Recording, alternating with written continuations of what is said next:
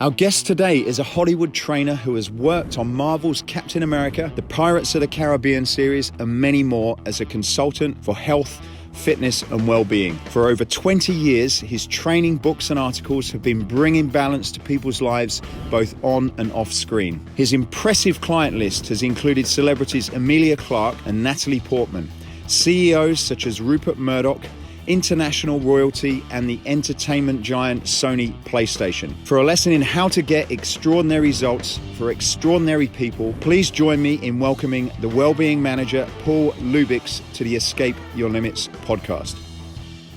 Well, I want to pose a question to you. Are you strong enough to be vulnerable and weak? Talk about probably one of the most famous entrepreneurs of all time, Rupert Murdoch, asked me, he said, if you want to be an entrepreneur, Paul, he said, you need to be comfortable with being uncomfortable. It's saying the same thing, right? Are you strong enough, robust enough in the face of adversity to be vulnerable or to feel weak and be approving of yourself, accepting of yourself, and be with that, let it come up, let it go, and then move on. Yeah, I've heard being comfortable with being uncomfortable, but the way, like putting it over, like, are you strong enough to be vulnerable and weak? Seems to hit you a little bit harder. Oh yeah, it does. It's kind of jolting, isn't it? Yeah.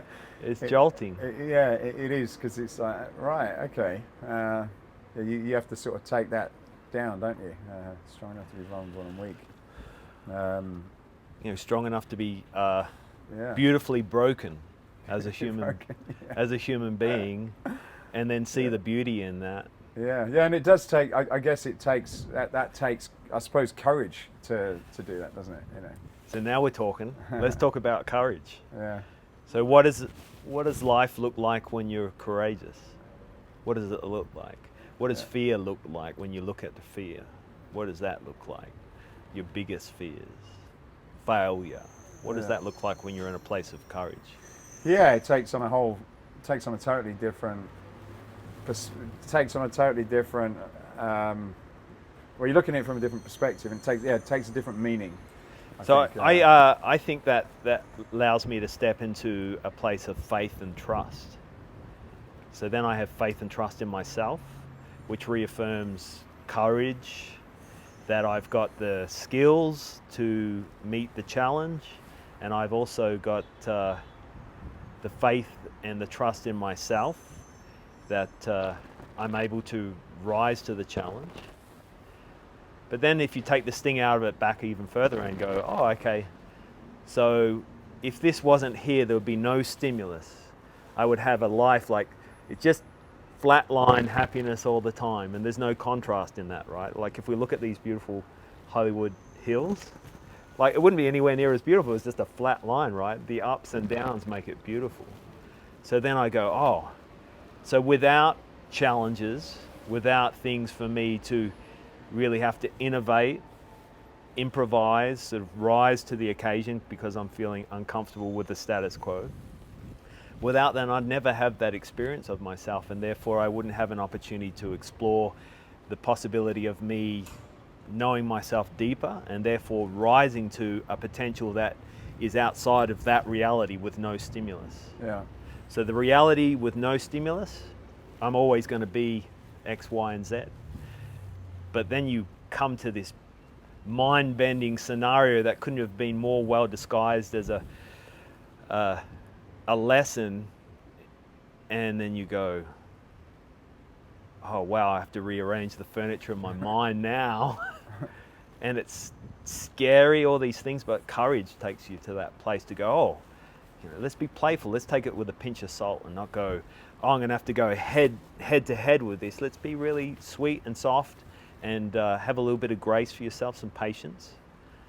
And then you come up against that challenge with the support. I talked about community, standing shoulder to shoulder with your friends, family, with the people that really are meaningful to you, and then facing that, all of a sudden you can switch your mindset and go, oh, let's be playful. Yeah. And when we talk about courage for a minute, I suppose, and I'm going to narrow this down to guys for a moment, but you see, and you must work with a lot of people that are, whether it's in business or in sport, that these real sort of masculine, sort of, I suppose, you know, an example of a man's man, you know, kind of, you know, strong on the outside that could, you know, break down walls, do anything. But then I suppose, and that's, you know, I suppose people look at that and think, right, that's courage, you know, that he's a courageous guy. But then I guess inside, you know, do you see that there's that external courage doesn't always match that sort of internal courage? Is that? Are you strong enough to be vulnerable and weak? Yeah. Beautifully broken. Are you strong enough to stand up in the face of that? The most confident people on the outside normally are the people that are, you know, they have things that they're concerned about internally, that worry them, that cause them to wobble at times.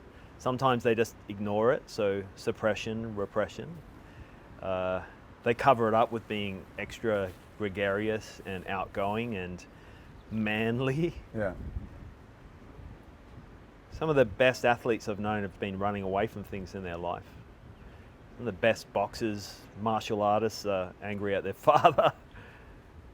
Some of the most successful business people, success quite often means that someone is repeating behaviors time and time again. So there's that discipline, there's that focus, there's that consistency that causes them to get out of balance in other areas of their life. So extreme, you swing a pendulum one way, it's going to swing back the other way. So having some kind of a practice, a vehicle to help you navigate the ups and downs of life, the ups of success and the downs of less than success, always holds those type of people in really good stead. And for them to be able to be comfortable with being uncomfortable, not let their emotions run away with them, so they start to get confused about, oh, I'm having these thoughts, I'm having these emotions, and in that moment it's having a visceral effect. They're totally encompassed in it, but it's a prediction, it's a future, or it's a memory from the past, and it's kind of suspending your happiness. We live in a society where we suspend our happiness post-success. So in those situations, I encourage people, so tell me what makes your heart sing. You know, people, places, and activities that make you go, wow, I feel alive. I feel really, really engaged in life. I really am sparked with joy. I just touched on that Maria Kondo. I like that idea, but the idea of what really brings you alive and in alignment with your purpose, how you're evolving, how you're contributing, all these things. So being happy today is kind of success will ensue, as opposed to once I'm successful, then I'll be happy. And it's a really interesting paradigm that in the moment when you're happy, you become a lot more clear, more energy, more creative, better communicator, in general, a lot more open to new ideas, more flexible. So they're the hallmarks of a very successful individual. And winning starts to look different. So I love that, winning, because it's so not winning, right? So winning looks different. So then, as opposed to, we go through stages of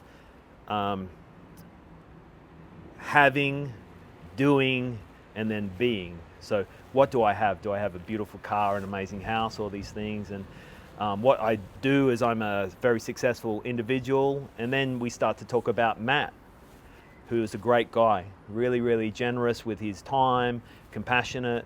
So then your beingness starts to become important. So someone that is moving through those sort of 3 tiers into your beingness, then you start to become of service, which contributes to happiness. So when you're of service, conscious acts of service or random acts of service, when you're in a place of looking around and seeing, as opposed to everything that's going wrong, but you start to see all the things that are going right for you.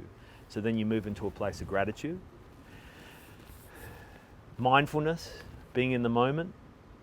You talked about your interview you did with Byron Katie, and there's a lot of really amazing teachers out there that teach mindfulness.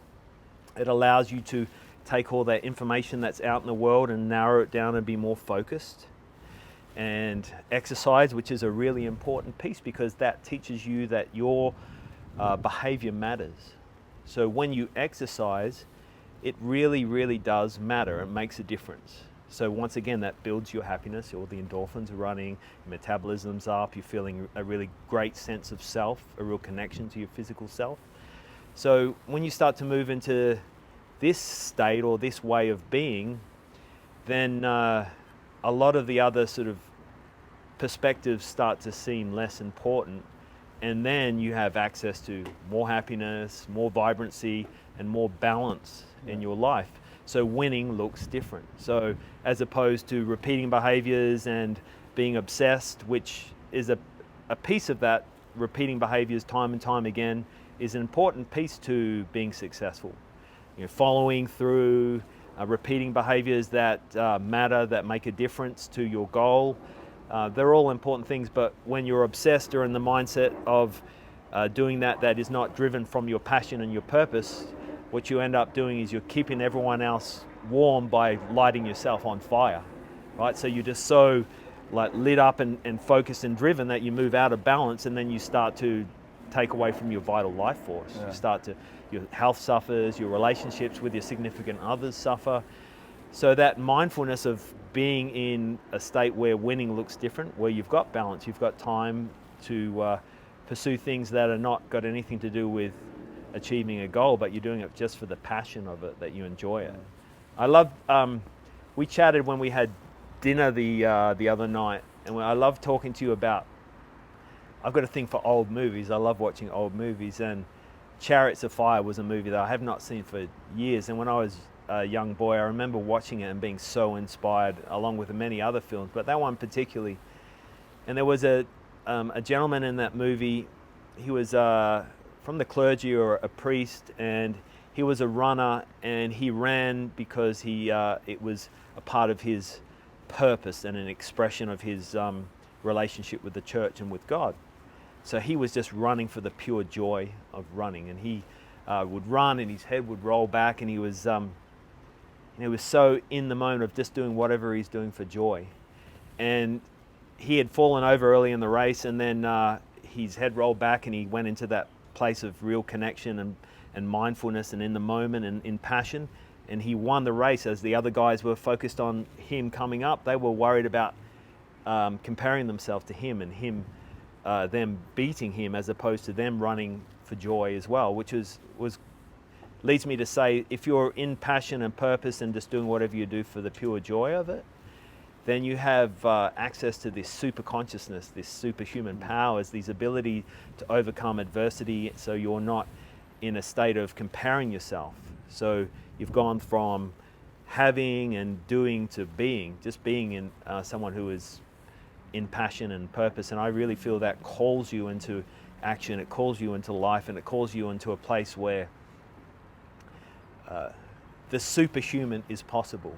Do you think, though, that, because I guess that can take you, that sort of drive for doing it for the wrong reason can get you quite far? And I guess you've worked with, some world-class business people, athletes, entertainers, and I guess, do you see people where it's like, okay, look, I am doing it out of fear, I'm trying to run away from something, but that's what's got me to it, and that's almost like this false sense of security, because at some point they're going to have to face the fact that unless they have that balance, that it's not going to get them any further. And is that where you see people sort of having these sort of, particularly in the entertainment world, where they have those crises, because it's like, look, you've got this far and you've done great, but that's not enough fuel to kind of get you that happiness you need. What's your experience in that? That's a really, really interesting question, really complex. And I've got a million answers bursting up inside me. And a lot of them, a lot of these situations I'm really underqualified to comment on, but I'll give you my best shot. The people that I've been around that have been the most successful have always had timelines where they've had a crisis. Now, your ability to perceive that as something that's really bad or an amazing opportunity for a death rebirth scenario, for you to completely flip your mindset and have a different perspective, having an aha moment, or having a breakthrough. There's so many ways to refer to it. So rock bottom means there's only one way to go, right? It's up. It's awesome. So, you know, a lot of people would celebrate a rock bottom moment because then you've got the opportunity to go, okay, this is an awakening, a wake-up call for me to understand that the way that I was operating, or the mechanism I was using to operate, is no longer working for me. It no longer resonates with me. It may have been something to protect me from fears in the past. It may have been something to help me isolate threats so that I feel more comfortable, so I'm able to move in the world in a way that is effective. There's a million reasons why these things could have evolved. You know, your story, and a story about your life story. But hitting rock bottom allows you to go, okay, I'm going to have a look at that. I'm going to let go what does not serve me anymore, and I'm going to embrace the things that I really resonate with today, and I'm going to move forward in a powerful and positive way. Or you can keep staying there and never move and never evolve. And then you start to talk about the horse that you know, wants to go to water, or the horse that you could take it to water but it doesn't want to drink. So it's a very, very individual thing. It's a pilgrimage we all make in our life. So, you know, the pilgrimage from your head to your heart, so to your true nature, you can say you're having your wake up moment. So in that waking up moment, you go, oh wow, all those ideas that I was less than was just some information that other people gave to me or projected upon me, or I misunderstood, and what they did, they ended up costing sort of relatedness with myself, me devaluing myself, me berating myself. So when you're able to look at it from a perspective of, I can just let that go now and move forward in a positive and powerful way with a new insight or a new reflection on my life, or who I am, or how I relate to the world, I see a lot of power in that. There's a lot of power and a lot of opportunity. I really celebrate that. Yeah. And I look back at my own personal life, and the biggest crises I've had in my life always turned into the biggest pivot points. So you've got an interesting story. Just before we did this podcast, I listened to the video you sent me many years ago where you did a presentation. Just to give people context about yourself and where you've come from, and some of those key crossroads that you had to make. Would you mind sort of just sharing a bit about that story? I grew up in Perth in Western Australia. I was adopted, which is an important piece of my own personal story. And I grew up, had a very happy life. I had adoptive parents that loved me and cared for me. And when I was coming into sort of my later years in high school, I was really uncertain what I wanted to do with my life.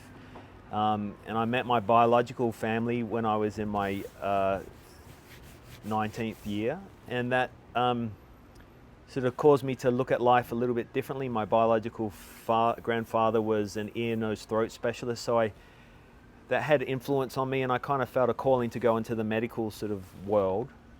And I started as a manufacturing chemist, and I was doing that, but I was a gym junkie. I loved the gym. I played Aussie rules football. I did mixed martial arts. I loved the outdoors. I loved nature, and after 3 years of that, just having my eyes shown and in clean rooms with suits, working with all these flammable materials, and it really wore on me, and I thought that was a great way to contribute and be of service, but it wasn't my true calling. So while I was doing that, I started to study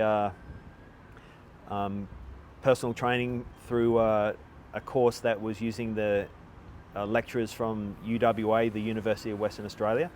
And it was half in a gym and half in the lecture room, and I did that for 6 months, and I graduated, and it was the first time I graduated top of my class in anything, and I kind of really felt my calling. So it was a beautiful opportunity for me to sort of do something that I didn't feel like it was a job for the first time in my life. So I started doing that part-time, and not too long after that, I had an accident at the pharmaceutical plant. I almost blew myself and everyone up, and it was really scary. And I remember sitting there just thinking, what am I doing with my life?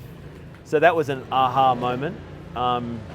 So within a week, I'd quit and started working full-time as a personal trainer. And then I stayed in Perth for another 6 months, and I started to really learn my craft. Just putting in hours and learning from everyone around me. And then I went on a working holiday to London for 6 months, which turned into 10 years. And once again, I didn't know anyone when I went to London, so all I did was work and study, and I met some people along the way that wanted to give me a leg up. And it was a beautiful time in my life because I was super passionate about what I was doing. I was evolving and growing and learning all the time, and I was contributing and being of service. I could actually physically see people benefiting from spending time with me.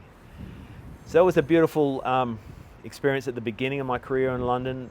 I came across a client that was a lovely lady. Her name's Michelle Wright, and she's adorable. She's a beautiful person, and she was the executive in charge of production at Working Title Films. So in the fitness industry, the perceived value of working with a celebrity is kind of, it's a big deal, and you wear it as a badge of honor. Well, at least I did at that time in my life. I thought it was really important. And it got you into the minds of people, and it gave you a little bit of an opportunity to differentiate yourself. I'm a celebrity trainer. Like I said, it meant something. So I worked with a young actor. It was his first indie film, and he ended up being a big deal. And then I became the in-house trainer at Working Title Films, and I worked with, on a bunch of their productions and with their lead actors and directors and their executive. At that time, I started writing for the Sunday Times. I got a C in English, and I typed with these two fingers. And I was sending the articles to my mum back in Australia, and she was editing them. But I just said yes to everything. Have you seen that Jim Carrey film, like Yes, where he was just like? I think so. Many years ago, probably, yeah. But I said yes without thinking. Yeah. I just went straight into yes, I'll do it, because I was just hungry, and I was naive enough and innocent enough to, and I had this sort of happy-go-lucky sort of attitude. I was in Australia from Australia in the UK on a working holiday, so I was like, yeah. And these opportunities kept coming. So I was writing 1,000 words a week for the Sunday Times, 4.6 million readers. I was working with these celebrities. I wrote a book. I made a game with Sony PlayStation and Nike, and I had an office in Sloane Square in London, in a hedge fund, managing the well-being of these 5 partners, and I had all these things going on, and I started to get frustrated because sounds like it was a good life. It was really remarkable, and for a boy from Perth, it just, my reality just started getting bigger and bigger and bigger. And I was writing these articles about sit-ups and push-ups and abs and, body fat and diet and all these things, and I was like, this isn't the way in. I got really stuck around that because here's this amazing opportunity, but I had this idea in my head that was limiting me, that I couldn't go out and start to speak about the real things that I felt that were driving people to be out of balance in their life, and to be that were restricting them from really experiencing full health and well-being. And And what was that at the time for you? What were those things that you? It was mindset. Right. It was mindfulness, spirituality, our attitudes to running our personal life and our physical self like a business. It was heavily gilded, like there was a patina on the idea that was causing a disconnect, and it was guilt. It was guilt for myself, right. And it was guilt that I was witnessing in my my colleagues and my clients and people around me. And what do you think, just to go on that point, like when you say your clients, when they had a guilt, what do you mean by guilt? What are they guilty about? So I ate a chocolate cake last night, so I am going to run myself into the ground in the gym today because I need to look a certain way. I should, or I need to. Right. It's a really dangerous concept from my perspective. Really dangerous concept. So they were so instead of being motivated by a positive reason to stay in shape, like health or whatever, they were just using guilt of, something that they'd done, that they were using that pain to get them to do something. Am I understanding you correctly, or? So if you're never enough. Okay. If you should be a better soccer player or a better dancer. You should be Better trainer. better trainer. You should be richer. Yeah. You should have a better house. You should be thinner. You should have more muscle.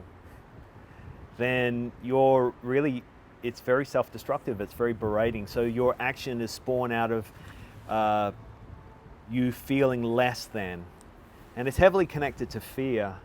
Yeah. Guilt, being fearful of not being loved and accepted by yourself and others. And how do you use, I don't want to lose your track, but Sure. I just want to kind of go in a bit deeper. So how then, if you don't have something like that to motivate you, because that is motivation, I guess, and it's like, okay, well, I want a six-pack, I want a bigger house, I want a successful business. Doesn't that, if you don't have something like that, are you just not going to are you not going to be motivated if you don't have that sort of drive or fire in your belly to say, well, I want something better? Well, Okay, so let me just take that guilt away from you right now. Let's just put it over here for a second, and let me replace that with passion and purpose and self-love, worthiness, worthwhile. How does it feel now? Sustainable? Yeah. Once again, like I said, you're not going to set yourself on fire to keep me warm. You're going to be, in balance. Right. You're going to have those aspects of yourself that are sustainable, that, I worked out really hard yesterday, so today I'm going to focus on recovery. I'm going to do my cryotherapy, or I'm going to do an infrared sauna, or I'm going to get a massage, I'm going to do my mobility or a foam roll, or I'm going to go for a walk outside. I'm just going to relax. Right. And why do you think, sorry to keep interrupting. I love this. Go for it. Why do you think that so many of us, myself included, don't look at it? Because it sounds like it's a lot better and you feel better and it's a great way to be, but majority of people, it seems to be the majority, don't take that approach. Most of us, we use that guilt. That's the thing that gets us to the gym and motivates us. Why do you think so many of us are sort of in that type of mindset as opposed to the one that's more sustainable? I'm desperately running away from being controversial here, but do it. We're all born innocent. You believe what people tell you. You watch the TV, you believe in what people tell you on the TV. You read the newspaper, you believe in what they tell you. And it's not very financially viable to tell you that you're supremely powerful and capable of anything in the world. Your wildest dreams are right at your fingertips, and you're worthy of it. You deserve it of it. Your true nature is, beyond our comprehensive nature. To understand your true nature is beyond our comprehension.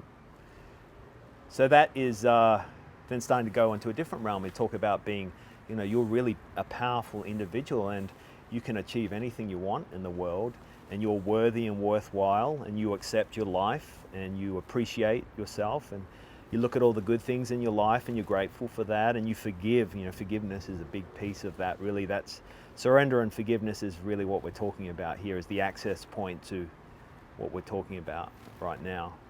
That's the mechanism or the vehicle to get you there, to forgive and surrender. So then when you start to be in that state, then it's hard to sell you things, and it's hard to convince you or to manipulate you or to influence you to give your money away or buy things or to cooperate or to be controlled. Right. But no, I don't know if that's as important. But I suppose if you look in sales and marketing, in a lot of unethical ways, you are using fear and guilt to guilt you into doing something and to make you afraid that if you don't do this, this is what's going to happen. I guess that's very traditional. I had to think about this, particularly when it comes to your brand with Escape Fitness. And I feel that there's a big piece of inspiration in your brand.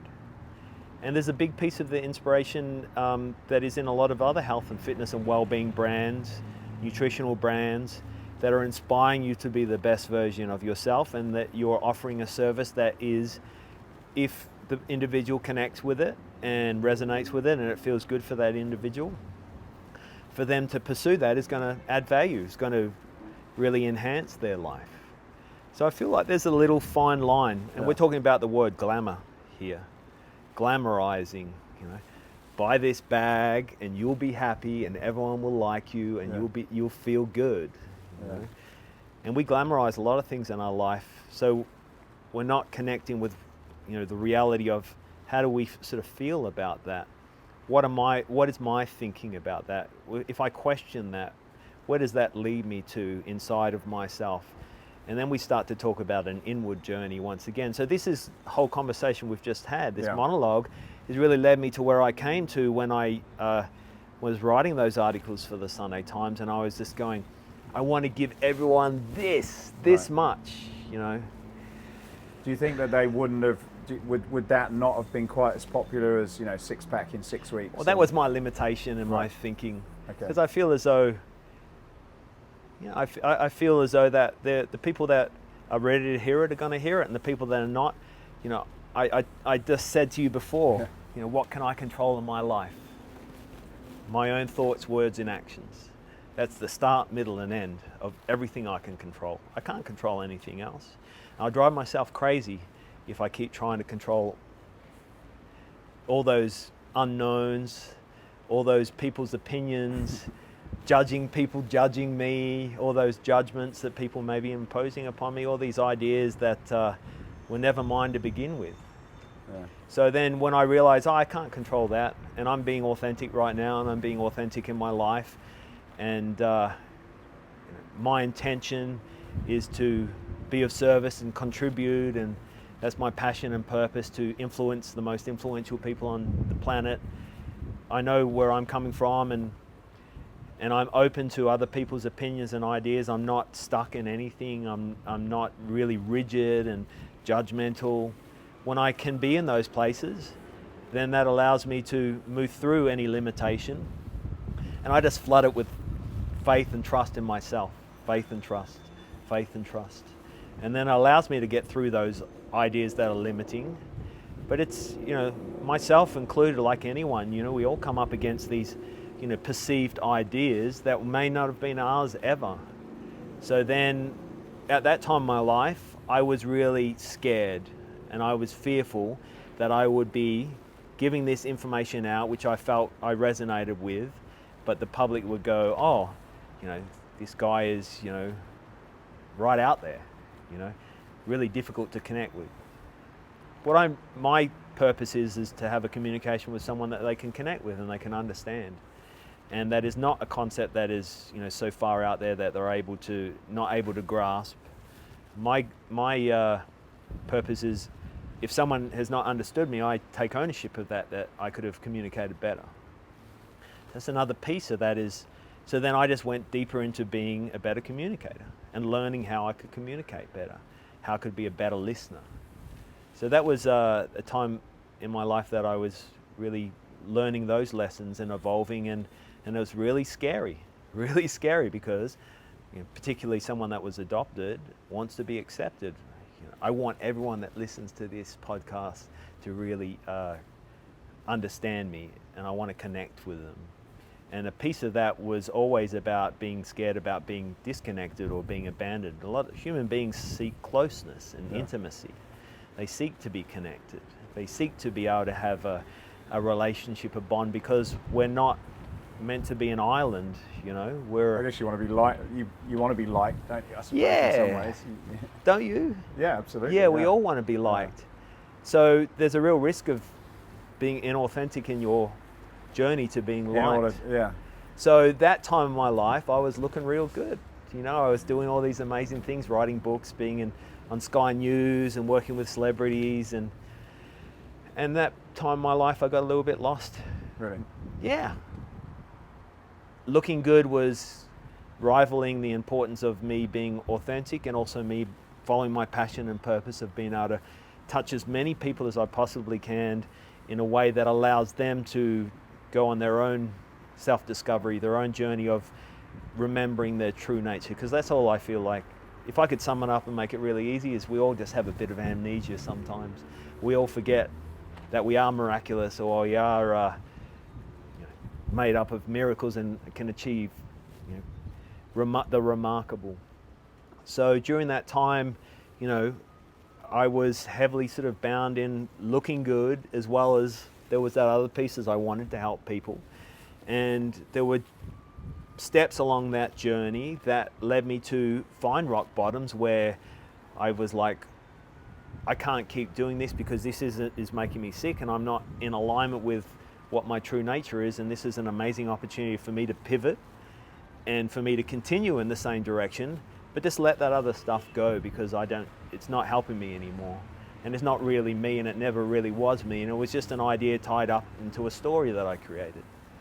Then moving into a life that is not prominent or is not in existence in my consciousness as big as it was, gives you a lot more freedom.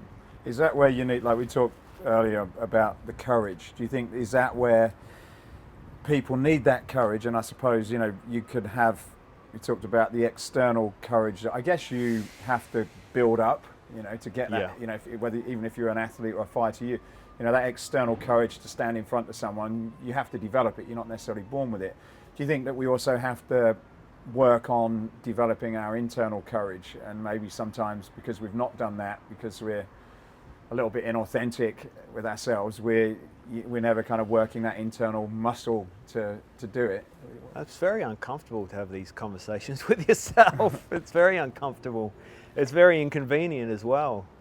And most people are not interested in having this conversation with themselves because it's difficult, and then you start to question a lot of things. It could send you in a bit of a headspin, I guess. It can, it can do. That's what community is great. Reach out to your community, be around your friends and family and talk. That's what these moments are built in for us to, any illness or out of balance, you reach out to, someone that can help you heal yourself, because no one's going to heal you. You're always coming back into balance with yourself. So I see anger and pride as really strong forces in life, really strong forces. But what will take you out of that is courage. Right. Take you anger, pride into maybe contemplation, into a creative space, into community, into communication, into connection, into purpose, into love, into bliss, into joy, or into all these ideas and concepts that are really, really attractive, are really sustainable, really that set you on fire, set you alight, make you really feel live. So waking up from amnesia that you were never all that to begin with is what I really feel strongly about. That's my knowing, is I feel that everyone has got the courage in them.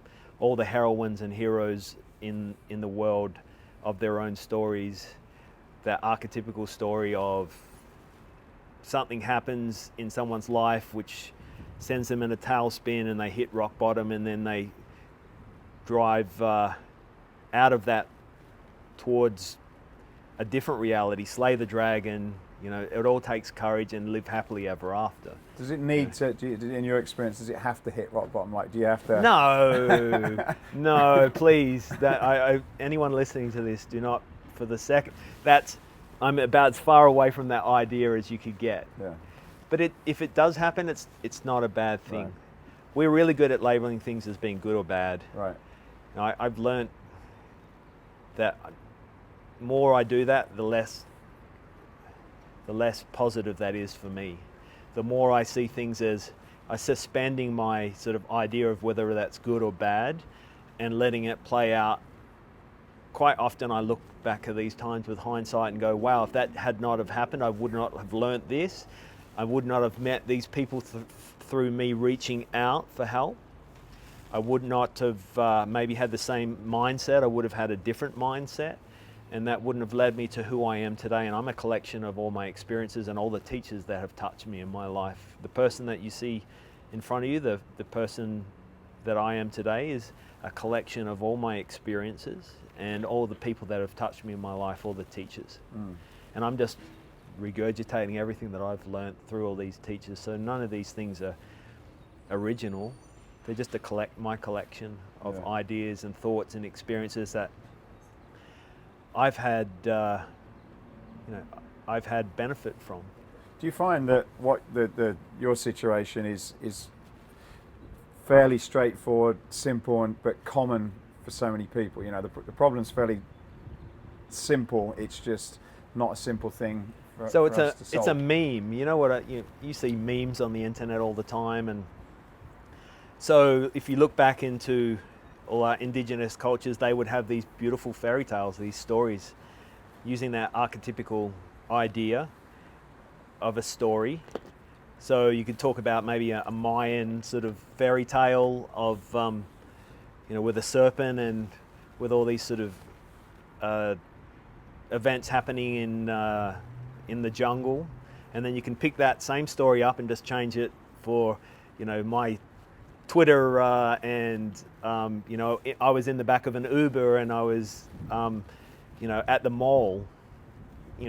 It's the same story, but it's just, it's the same archetypical story, that just different circumstances that are poignant to this time. Right. So everyone has similar stories, and I feel that we can really bridge any disagreements by sharing stories, because you may have a belief system, you may have live in a certain country and be a part of a religion and be a part of a family in a certain location.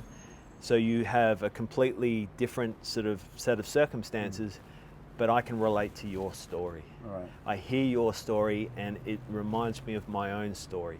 And then all of a sudden there's a big bridge, a gap that's been bridged, a big connection. Yeah. So everybody has a beautiful story, and everyone can learn and resonate and connect to each other's stories. There's so many times I'm sitting across from a client and they're telling me about their life and I'm going, wow. Learning all the time, growing. And anything that I've ever said, I'm relearning myself, remembering myself, reinforcing for myself. So a teacher is learning from their students. Yeah. It's a co-creation. Two-way thing, I guess, yeah, collaboration, a co-creation. What's the difference between, I guess, the people that go on to become successful in terms of not in material things, but just successful people, and get, become more rounded, so the person that's been motivated by the fear, that's had a bit of a crash, and then they have that breakthrough. What are some of the things that these people do that the ones that don't kind of get through it are not doing? Comfortable with being uncomfortable. Really? Yeah, being comfortable, understanding failure is an important piece of the process. Not being too much in your head, not overthinking things. But the biggest piece is, are you strong enough to be weak and vulnerable? But failure is so important to a process. Like What does it mean to you, failure?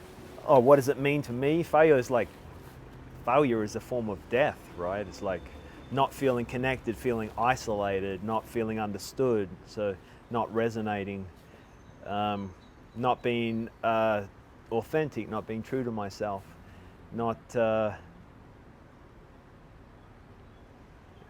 walking the walk.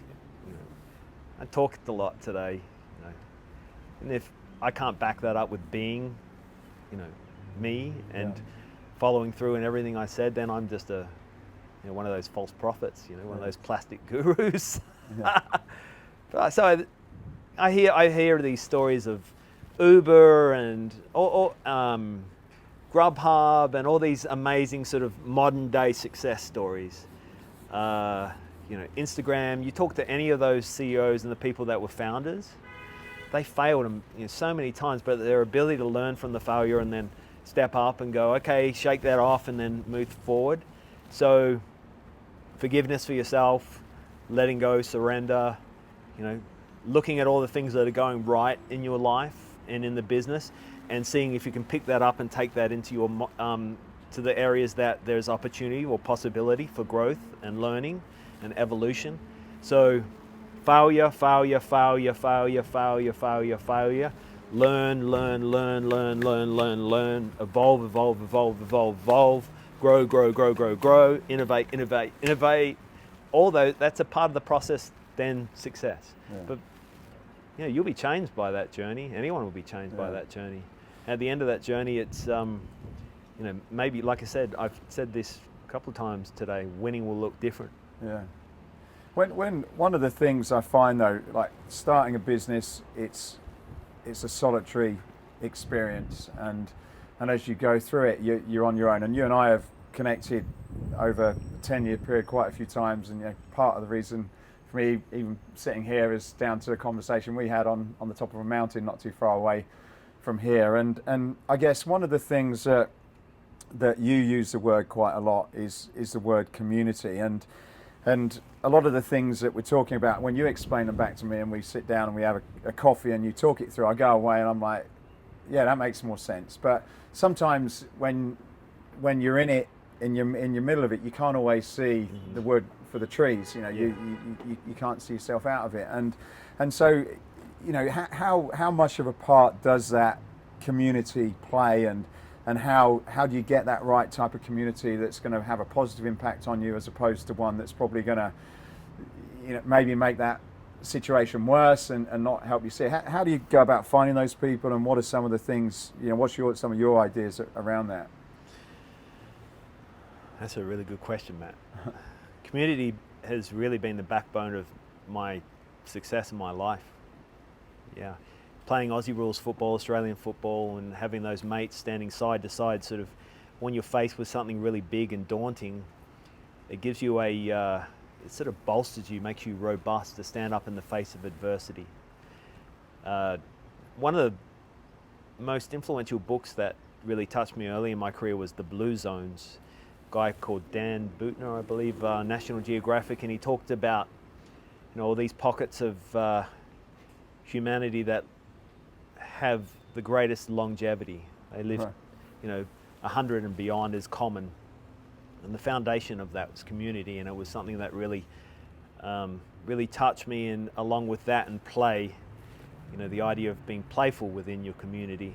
So those ideas were something that, naturally being Australian and growing up as your mates, are really important to me. So going through life understanding that I'm not bulletproof, and that I don't have all the answers, and being vulnerable and weak and admitting that I don't have the answers, it actually causes me to be strong. It causes me to have courage. It causes me to understand that I don't need to have all the answers.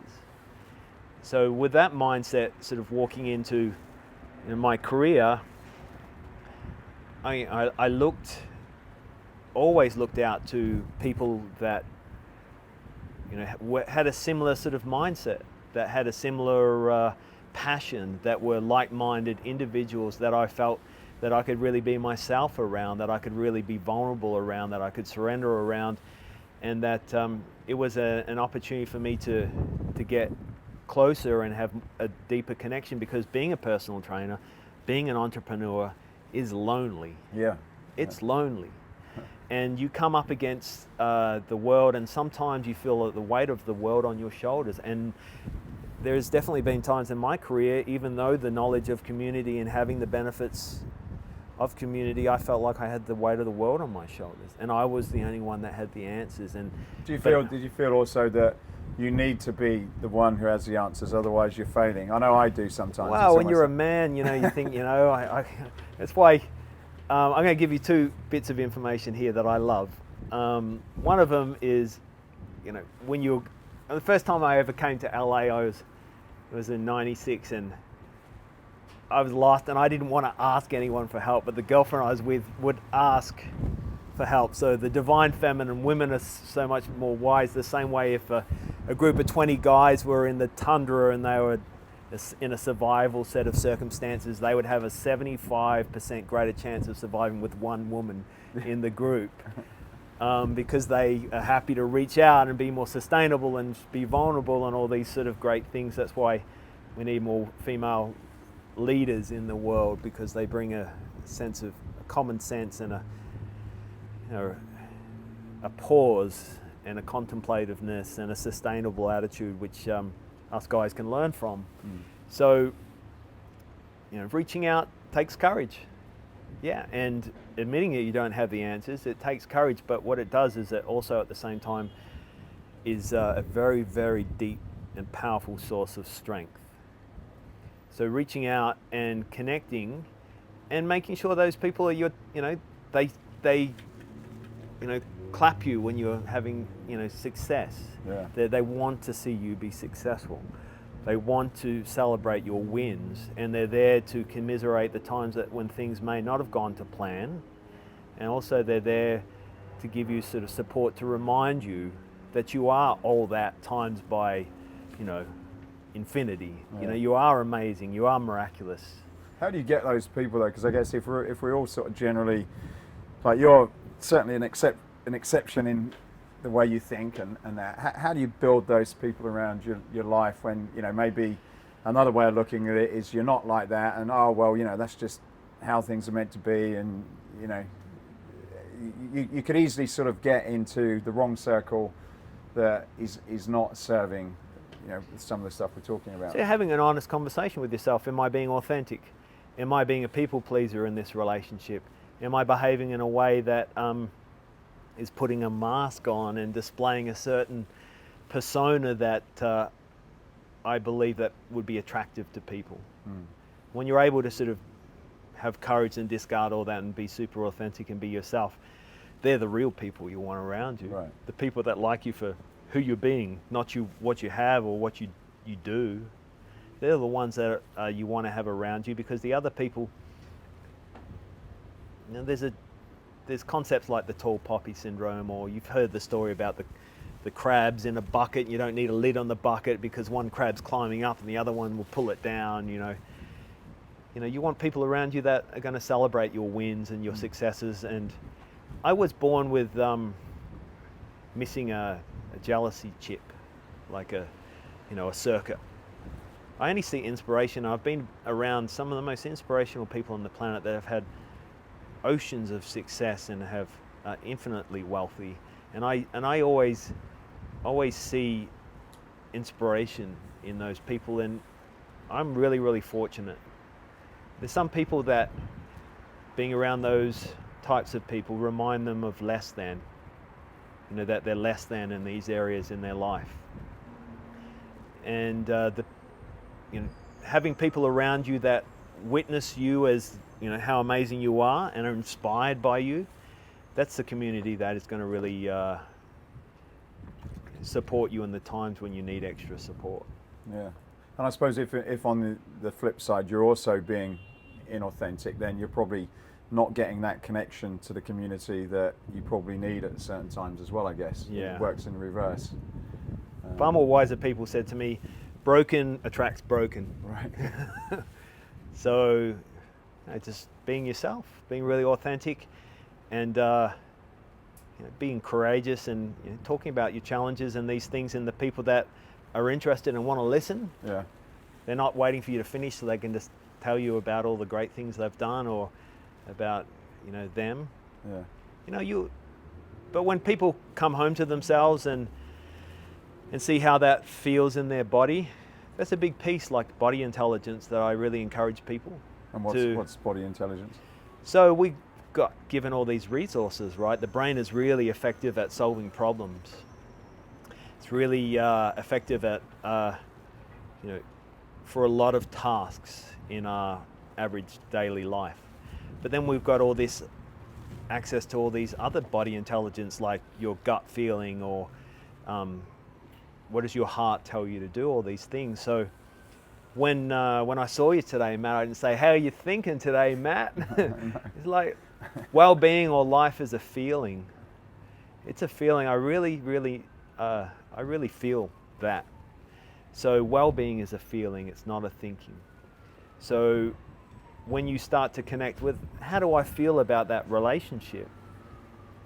You might get some different information than some perceived ideas or some concepts in your mind that you have, So when you're feeling into it, it's just an extra resource that you can have when you're contemplating sort of a decision, when you're making a decision. How does that feel for me to, anything from a business decision all the way through to when you're working out, how do I feel today?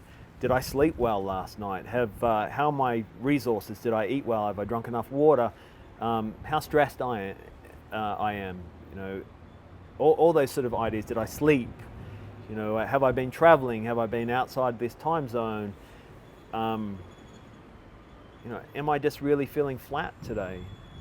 And then you sort of connect into your body, and it gives you all these answers like, oh, today, you know, for me to take it easy rather than me punishing myself and feeling the burn is more beneficial. Right. So I really encourage that. I mean, really encourage that, and I offer that as solutions to people. It's like, how do you feel about that? I just ask, and then all of a sudden, maybe you start to have a different perspective on the same situation that was baffling you, that you were confused about, or that you didn't have clarity over. You might have a different perspective. You might have more clarity. Yeah.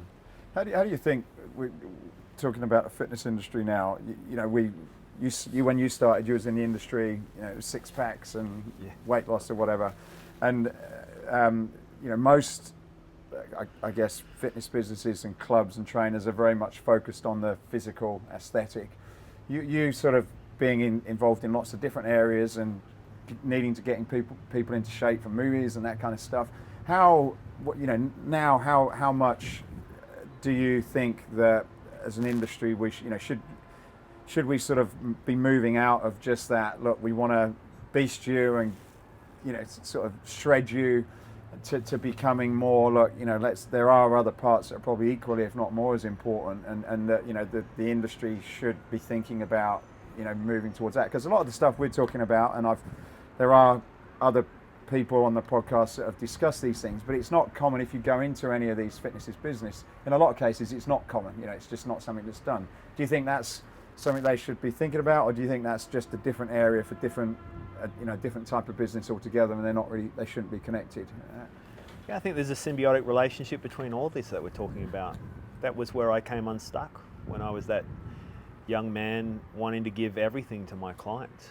That's where I came unstuck, unhinged, untethered, you know, disturbed by it, because I saw where, you know, the idea of guilt, the idea of perception of and fitting in and fear and all these things were driving a lot of people, and, you know, for them to be working out because they love themselves, that they really care for themselves, they approve of themselves, they respect themselves, and they accept themselves as how they are. When someone moves into that place, then, you know, they become their own resource. You know, they really start to work out not to be ripped, but they work out to be well, to celebrate who they are as a human being, to really add value to their life so they can fulfill their passion and their purpose, so they can remember their true nature, being the best version of yourself, living your best life, all these terminologies, these ideas. Do you think that's probably the reason why, as an industry that you've been part of, I guess, for a long time, is that, you know, getting people to stay and keep up this exercise habit? Do you think it's because we're tackling it from the wrong way? You know, we're trying to use guilt. It's great. It's a short-term fix. It gets you into it, but it's not the sustainable thing where you're doing it because you're actually, you know, it's something you're moving towards and you're enjoying it, not something that you're being forced to do. There's that is, you know, that's a great conversation for a round table for, you know, the whole community. And I think that a lot of wise people, a lot smarter than me, would have some great ideas around that, but I can share what I see. Yeah. I see that majority of the health and fitness well-being professionals really want to give their all to help their clients, and that they constantly are finding new ways to motivate them, and neither you or I or listeners will know about all these different ways that, and the lengths that the majority of the industry will go to help their clients, to help the population that walks through their doors in their gym. They're all ambassadors for health and fitness and well-being, and they're all desperately wanting to, you know, share their love and their experience that the benefits that being healthy and fit and well has given them. They're all wanting to do that, and I feel as though the collective consciousness is starting to shift into well-being. When I started the Wellbeing Manager in 2005, the idea of well-being was kind of a little bit marginalized, and now it's mainstream, which is fantastic. So understanding that fitness is a piece, and happiness is a piece, mindfulness is a piece, community is a piece. I'm going to start to bring a couple of other concepts into that. Being environmentally minded, being conscious of the environment, and then also emotional intelligence. And anyone listening, then that's probably the most important tool for business is emotional intelligence. You could have a team of high flyers, and one of them is your top performer, but they're not a very nice person, and they bring the whole team down. They're not emotionally intelligent. So emotional intelligence in the business world is super important, and I feel as though that it's starting to really evolve in all different areas of commerce and being emotionally intelligent. Yeah. So as the industry grows and has these other different pieces in and sees where, being holistically minded, health and fitness and well-being, nutrition, sleep, recovery, environmental, all these different things, you start to piece all that together and you start to get a picture of a wholeness or a whole person. And then I really feel that the industry is waking up to that and seeing ways to embrace that, seeing really innovative and creative ways to use technology, seeing really innovative and creative ways to use the information we receive from that technology to predict the best possible outcomes for people. I feel really good about the industry. I feel that there's always going to be that aspect. Our industry was born out of bodybuilding, right? Yeah. So six-pack and all this kind of stuff, it. Yeah, me too, totally. Arnold Schwarzenegger was a hero of mine, Sylvester Stallone. Those guys, when I was a kid growing up and I'd see them, they were ripped and they were such sort of amazing, powerful men and doing all these things in the world. I was just like, as a young kid, I was just like, oh my, they're amazing. Superman was my favorite superhero.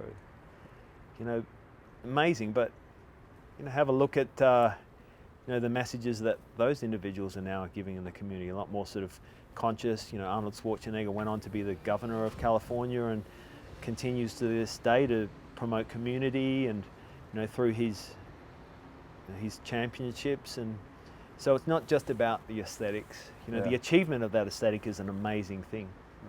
It takes a lot of discipline, a lot of time, a lot of energy. I feel the consciousness, I feel really good about everything. I feel that it's moving in a really good direction and people are really starting to question a lot of concepts that may not work for them. Yeah. Question whether they need to take a truckload of supplements, and question if they need to eat so much protein, or question if they need to be doing a crazy workout that drives them into the ground, and questioning sort of whether cryotherapy is good for them or not, or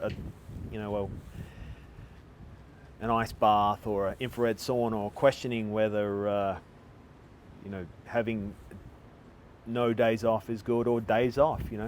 Starting to come back into their own body's intelligence and question the thoughts that may have been something that you and I didn't do when we were a kid because we didn't have access to the internet. Isn't that an amazing thing? Yeah. Yeah, we started with a fax machine when we started our company, which wasn't that long ago. The internet's so fantastic because it allows you to, if you have a question, you can find the answer to it, and you can find a multiple of different perspectives on that. Yeah. Yeah. So we're talking about, or sort of coming to a close, but talking about like an executives, business people. If you, and I know this is a massive question, and I'm asking you to simplify it, which I know you do very well. But what are some of the, when you've worked with, again, some of the extremely successful people in the business world, and ones that you admire because they're not just financially successful, but they're rounded and they've got everything going. What are some of the, I guess, success habits or traits, when you're using the word, I guess, wellness, not just fitness, that are essential to their lives that you think contribute to them being what they are? I guess fitness is one of them, but just, if you can kind of summarize that that would be great. Yeah, it's just one thing. Like, don't take it personally. You know? Take it with a pinch of salt. Don't take it personally. Ain't caught up in overthinking. You know, have fun with it. Be playful. Be lighthearted. You know, enjoy it. We're so focused on the destination. I talked about suspending happiness, and I'll be happy when I'm successful. Be gentle on yourself. Take it easy on yourself. You know, enjoy the sweetness that life has to offer today. You can't change tomorrow. You can learn from it. You know, and you're driving the car, looking in the rear view mirror is not helpful. You know, weren't letting your past, because it just exists in your mind. It's a memory. It's an idea. Understanding that you can only control your thoughts, words, and actions, and that's it. Start, middle, and end. But the biggest one is, don't take it too personally, and take it with a pinch of salt. And move forward. Positive thoughts, words, and actions. Move forward into life. You know, surrounded by people you love that love you, celebrate you. Follow your passion. Follow your purpose. Yeah. Be sweet on yourself. Did I tell you that already? Be sweet on yourself. Take it easy. Take it with a pinch of salt. They're the biggest things. Those people become resilient. They're happy today. They become innovative. They reach out to community. They become courageous.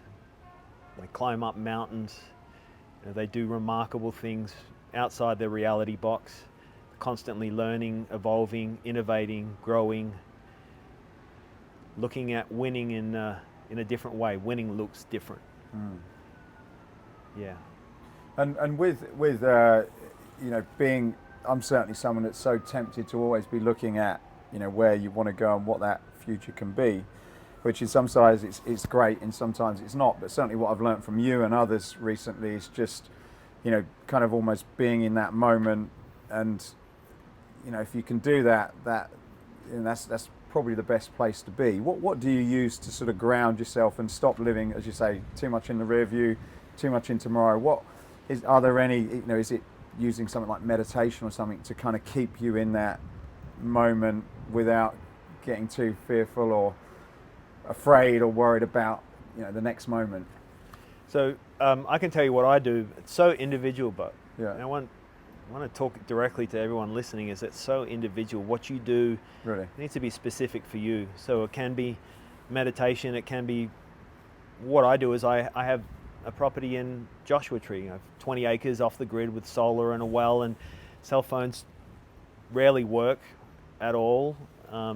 Very poor reception. So I go out there with my family and I be in nature, and I do a bunch of things that I really love that help me, be in the moment, be connected. But nature's my biggest teacher. But for the individual, it could be meditation. It could be listening to a self-help podcast. It could be for them, having a night out with their friends, blowing some steam off. It could be going on a pilgrimage to, the Andes and climbing mountains and, meeting a shaman. It could be all sorts of things, but so individual. So I definitely don't want to be telling anyone that this is an exact recipe, but rather to ask themselves that question: what makes my heart sing? What really sets me on fire? What do I feel is going to be the pilgrimage? Because I just want to talk about that briefly, because I'm dying to say this the whole podcast is the pilgrimage. So the bigger the journey in your mind, the more open you will be to a radical change or evolution or transformation or a shift in your state, a state of mind. So if I went to Lourdes in France and I went to have an experience with the Divine Mother in Lourdes and had a healing there, a big piece of that contributing piece would be the mindset I have that I'm taking a big journey, and that journey is going to cause me to be really, really open to a transformation at the end of that journey. So if I take a pilgrimage out to my property 2.5 hours out of Los Angeles in the high desert, then I'm setting myself up to be in a different state or to change my state. Indigenous cultures over the world would do all sorts of things to change their state. They would fast, they would take plant medicine, they would dance all night, they would play music. they would do all sorts of things to go on a vision quest, to change their physical state, to change their mental state. So the pilgrimage plays a role in that. So if it's meaningful to that individual, so if they're going to climb Mount Everest, they very well will have a life-changing experience. Or they could sit on their couch and listen to your podcast because they had that pilgrimage in their mind. They took that time out of their day and they set themselves up for having a space where they're open to having, a different perspective. Right. So to get almost like going on a small or a large journey, is it? Yeah, a retreat, Okay. whatever you'd like to call it. Yeah, Right. It can be your personal retreat on your couch listening to Escape Fitness podcast, or like I said, you can climb the Andes or the Mount Everest or go to Lourdes or wherever it is that is meaningful for you particularly, so you can have some time to be open to contemplation and a different perspective. And that gives you, it gives me certainly a centeredness and a groundedness that allows me to come back into the chaos of living in Los Angeles in a big city, and for me to have a stillness, a calmness that gives me maybe a different perspective that I could share with someone, and that may very well help them. I think it's a nice way of looking at it. I suppose it depends on what motivates you, but using that language, if I'm going to go on a pilgrimage, whether it's a short or a long or an evening or a week, it's I guess there's something exciting about doing that. Yeah, life's an adventure. You know what adventure means for me anyway? Adventure is when everything goes wrong. That's a real adventure. Yeah. Right. So, but when you go on an adventure and you look at life through the eyes of an adventurer, then there's no bad. No. There's no everything's going wrong. There's opportunity for learn, grow, adaptation, evolution, coming closer to community, and that without having moments in between life where you can go and reset. That's why, once again, I go back to that book, The Blue Zones, that Dan Buettner states, if you have sort of a holiday booked in the future, then it's almost has a positive effect on you as if you're on holiday. Right. So something that you can look forward to, so a little bit of time out. So if you had a long weekend once a month or something like that, or you set yourself sort of something to look forward to that you can go on a somewhat of a personal pilgrimage, or that could just be you going for a massage in the afternoon, or going for a hike, or going for a workout. It can be, it'll look so different for every individual. The gym can be, a holy place for someone. Yeah. And for a lot of people it is. I know certainly it kept me sane for many years, just going to the gym. So I suppose using the future as a sort of, creating something to almost like look forward to, not that it's something that you're worried about getting there. It's, probably these small little future things. I guess there's a difference between like saying I want to get something I don't have, like a new house or a new car or something, or just these mini futures where it's like, like these mini pilgrimages that something you can, you can do. It's in your own control. You can look forward to it, but it's just something to kind of inspire you. Yeah, it gives you a little bit of immersion, so you can turn off the outside world and you can go within. Yeah. It's a little bit of opportunity for introspection. But then we start to talk about, you were talking about goals. That's a whole other conversation, but talk about desire. Desire says I don't have, or want means I don't have it. Yeah. It creates a disconnect, a mental distance between you and the manifestation of your wildest dreams, let's say.